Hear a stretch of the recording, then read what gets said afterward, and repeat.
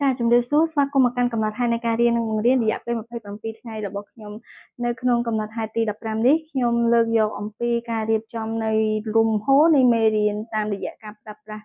file E ហើយដំណាក់កាលនៃការធ្វើ file E ហ្នឹងគឺវាមកពីពាក្យ E ទាំង5ទី1គឺការទាញចំណាប់អារម្មណ៍ E ទី1នឹងឯង E ទី2គឺការដែលឲ្យសិស្សរុករក E ទី3គឺការពន្យល់ E ទី4គឺការពង្រីកគំនិតហើយនិង E ទី5គឺការវាយតម្លៃធៀបពិត E ទី5គឺជាការវាយតម្លៃក៏ពិតមែនតែដំណើរការនៃការវាយតម្លៃការសិក្សាគឺចាប់ផ្ដើមតាំងពី E ទី1មកម្លេះនៅពេលដែលនិយាយអំពីវិធីសាស្ត្រមានន័យថានៅពេលដែលយើងចង់ដាក់ការបរៀន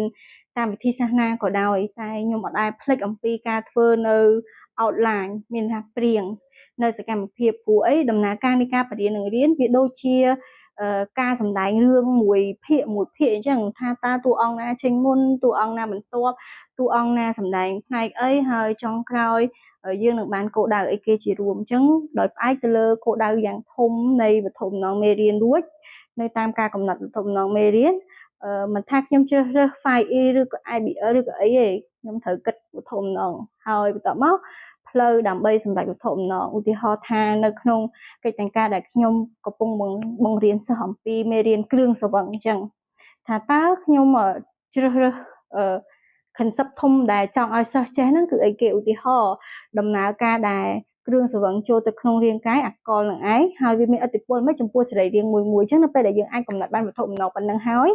យើងអាចកំណត់បាននៅរបៀបដើរតើត្រូវដើរតាមផ្លូវណាឧទាហរណ៍ខ្ញុំគិតថា file E គឺជាជម្រើសដ៏ល្អក្នុងការសម្រេចវត្ថុបំណងនេះខ្ញុំរើស file E មកដែលអនុញ្ញាតឲ្យសិស្ស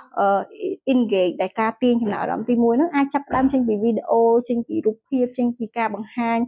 នៅអ្វីដែលពាក់ព័ន្ធនឹងគ្រឿងស្រវឹងដើម្បីទាញការចាប់អារម្មណ៍របស់សិស្សចូលទៅនឹងគ្រឿងស្រវឹងហើយយើងអាចបំផុសជាសំណួរសំខាន់បំផុតគឺសំណួរដែលដាស់ការគិតរបស់គាត់អាចជាសំណួរថាបងអូនស្គាល់ពីគ្រឿងស្រវឹងទេហើយអ្នកដែលផឹកគ្រឿងស្រវឹងតែងតែជួបរឿងអីគេខ្លះតាមដែលធ្លាប់ឃើញហើយបន្ទាប់មកយើងចាប់ដើមចូលដល់ដំណាក់កាល E ទី2ដែលជា E explore ហ្នឹងរុករកហ្នឹងយើងឲ្យសិស្សរុករកតាមរយៈសកម្មភាពចេញពីសំណួរកន្លឹះសំខាន់គឺសំណួរកន្លឹះតើនៅពេលដែលអាកុលចូលរាងកាយហើយវា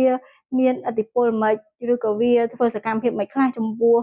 សរីរាង្គនីមួយៗនៃរាងកាយចេញពីសំណួរកន្លឹះនេះយើងអាចញែកសកម្មភាពហើយសកម្មភាពដែលល្អសម្រាប់សិស្ស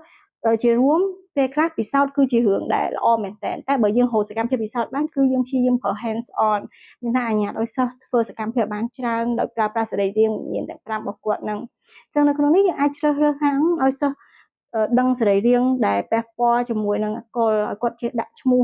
សរីរាង្គមួយទៅហើយឲ្យគាត់ធ្វើការរួមគ្នាអាកុលពេលចូលដល់មាត់វាធ្វើយ៉ាងម៉េចអាកុលចូលដល់កាពះមិនអាកុលចូលដល់ពោះវៀនយ៉ាងម៉េចអាកុលចូលដល់ក្នុងសរសៃឈាមថ្លើមធ្វើការអីខ្លះគូក្បាលធ្វើការប៉ះពាល់មិនខ្លះចំពោះជាតិគ្រឿងស្រវឹងហ្នឹងហើយគាត់ចាប់ដើមធ្វើការបកស្រាយអ្វីដែលគាត់ភាសារួចហ្នឹងហើយគឺជា E ទី3គឺ explain ពន្យល់ហើយ E ទី4អាចពង្រីកគំនិតដោយបន្ថែមសេណារីយ៉ូខ្លះចុះបើ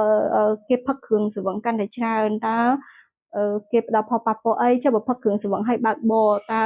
នឹងមានរឿងអីកើតឡើងចុះបើផឹកគ្រឿងស្រវឹងទាំងពោះទៅទេតើអ្នកផឹកនឹងមានអាការៈបែបណាខ្លះចឹងទាំងអស់នេះគឺជា E ទី4ដំណើរការដែលយើងពង្រីកការយល់ដឹងរបស់សិស្សដោយប្រើប្រាស់ចំណេះដឹងដែលគាត់មានពីក្នុង E ទាំង3រួចហើយចុងក្រោយគឺយើងអាចបន្ថែមដោយការវាយតម្លៃគាត់ផ្អែកទៅលើការបំពេញសកម្មភាពរបស់គាត់ផ្អែកទៅលើ quiz ឬក៏ផ្អែកទៅលើអ្វីដែលគាត់អាចនិយាយបានថាគាត់រៀនបានអីខ្លះក្នុងម៉ោងសិក្សានេះហើយគឺជាដំណើរការរៀប flow មេរៀនអញ្ចឹងរឿងដែលខ្ញុំគិតមុនគេគឺដំណាក់កាលមួយនៃលំហូរបង្រៀនថាសិស្សធ្វើអីគ្រូធ្វើអីសិស្សធ្វើអីគ្រូធ្វើអីសម្ភារៈអីខ្លះហើយសកម្មភាពទាំងអស់នោះ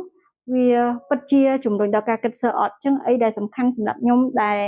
គិតថាពេលដែលជំរុញដល់ការគិតសិស្សខ្លាំងហ្នឹងគឺនៅពេលដែលយើងប្រើសំណួរនេះឯងអញ្ចឹងបើសិនជា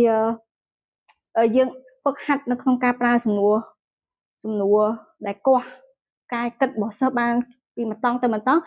ការគិតរបស់សិស្សគឺកាន់តែស៊ីជម្រៅអញ្ចឹងក្នុងវីដេអូនេះខ្ញុំមានតែប៉ុណ្្នឹងទេអរគុណជួបគ្នាក្នុងវីដេអូក្រោយ